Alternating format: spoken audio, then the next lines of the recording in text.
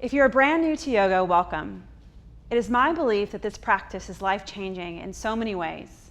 If you already practice yoga but are here to learn more, I'm sure yoga has already had a profound impact on your overall physical and mental health. Either way, let's together dive into what this course is all about. When attempting to study the history of yoga, it becomes obvious that it is quite difficult to conclude with certainty when and where it began. Some say that it was first mentioned within the Vedas, an ancient Hindu text of India, while others would argue that it began at least 2,000 years prior to Hinduism. Like all other ideas and philosophies, it is clear that over the years, many have made yoga their own. Like spokes on a wheel, there are thousands of ideas and practices correlated with yoga. We have provided you with some links on the history of yoga for your own further research. Because there are so many different ideas of what yoga is, I want to encourage you to take this on as an embodied practice in which you awaken the answers that reside within you. If you're wondering about the efficacy of any well-being practice, check in with your own experience. How are you feeling? How are your relationships? What is the quality of your life? These questions will give you the answers. To get a feel for the many perspectives of yoga, watch the next video where yogis and scholars alike give their definitions of yoga. One thing that most yogis would agree upon, no matter the school they've studied with, is that yoga is a practice of self-realization. It is a practice which revolves around connection or joining with oneself and the world around them. Through use of physical yoga postures, yoga teaches an increased awareness and ability to self-observe. Through this self-observation, we can begin to unravel that which blocks our connection to our true selves and others. Many believe that it is impossible to practice yoga without a Gumby-like flexibility or strength of an athlete. This is simply not true. Anyone can practice yoga.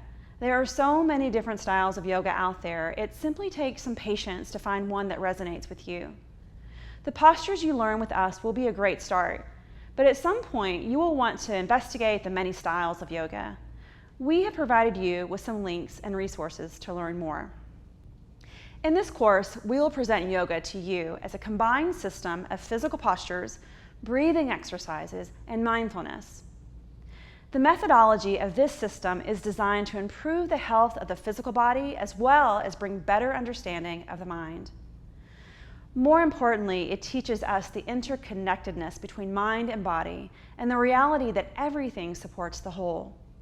The physical postures include strengthening, stretching, and a general overall poking and prodding of the tissues in a way that encourages optimal function of all body systems. Without certain movements, our body's functionality and range of motion diminish over time.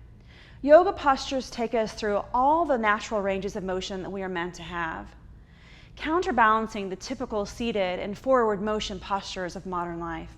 When these movements are combined with breathing exercises, we are calming and strengthening our neuroendocrine systems.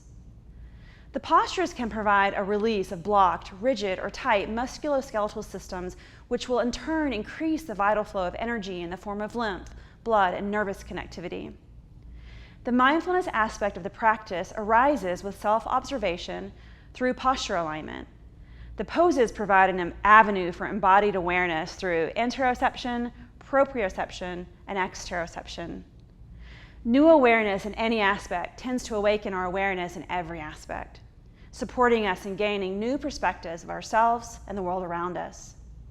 This new perspective or outlook on life has potential to increase our overall health and vitality in profound ways. The practice of yoga becomes most potent when we have the understanding of how to apply it to our own lives. As we teach you the elements of physical yoga posture, we will give you assignments to apply your practice to the moments of your day. It will be important that you take advantage of the opportunity to reflect, journal, and discuss your understanding of the practice with your fellow classmates so that together we can create a collective, experiential learning environment. The ideas and experiences of others are often some of the most valuable pieces within our own learning. This week, we will begin our practice of yoga postures. Join me in the next lecture on things to consider when starting a yoga practice.